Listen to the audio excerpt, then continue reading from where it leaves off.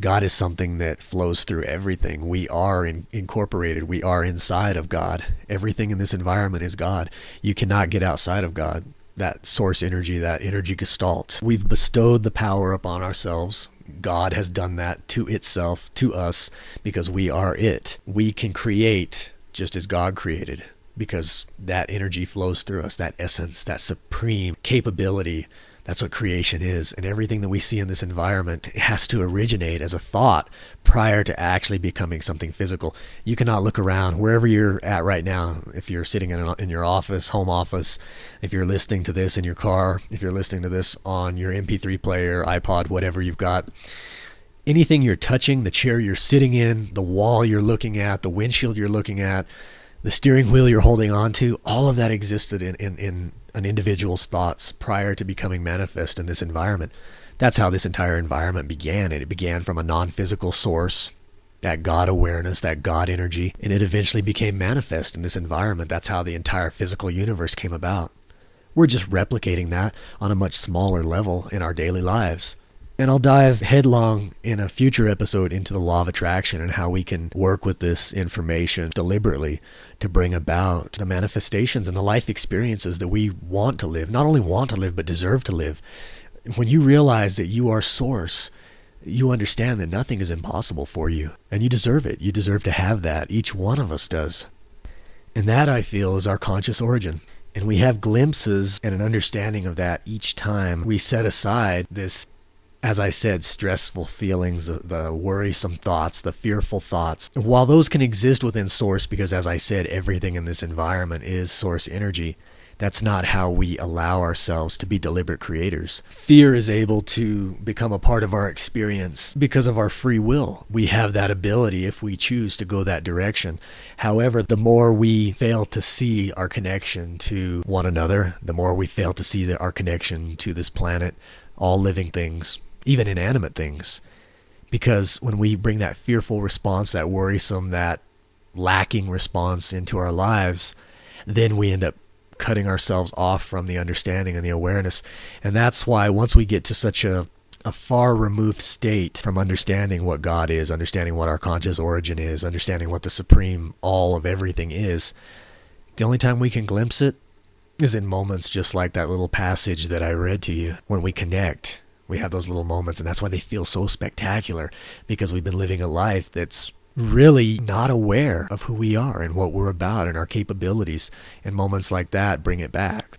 And the key is to eventually live almost all of our moments in a similar manner to the response that the individual was having in the passage that I read earlier in this episode. I think it's possible. I do believe it's possible.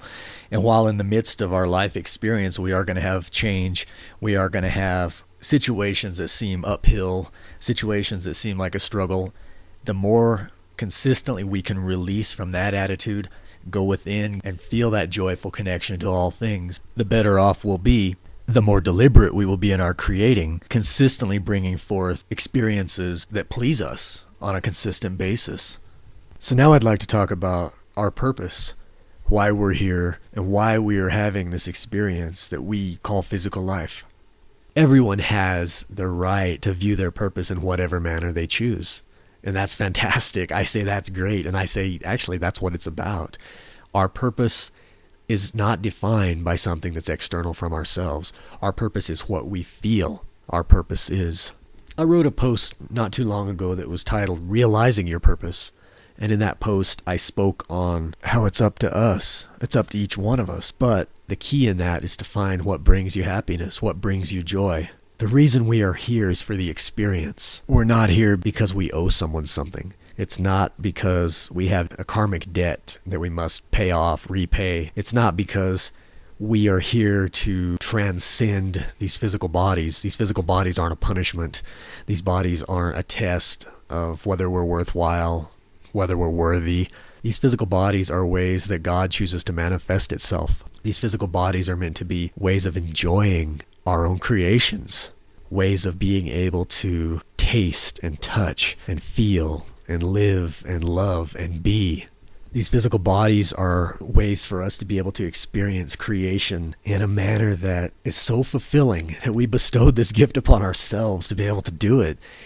We are here for the joy. We are here for the laughter. We are here for the love. And we can also be here for the fear if we choose to be so. That's not something that we have to do. It's not something that is imposed upon us. Again, we have that option. So you personally, you define your purpose. Each one of us is the God of our universe, the energy gestalt of our universe, the source of our universe. Each one of us determines our own purpose. We make our own destiny. We set all of this in motion ourselves to allow ourselves to be able to experience what it's like to create in different environments, whether it be physical, whether it be non-physical. So what you choose to do with that information from this point forward, it's totally up to you. Your life honestly is an open book. You're the author. You're holding the pen right now in your hands. Once you understand that power, you may want to take time to be a little bit more joyful, to laugh a little more, to love a little more, and by all means, appreciate the creations that are in your life right now and look forward to those that are on the horizon. And that does it for this third Wind of the Soul podcast.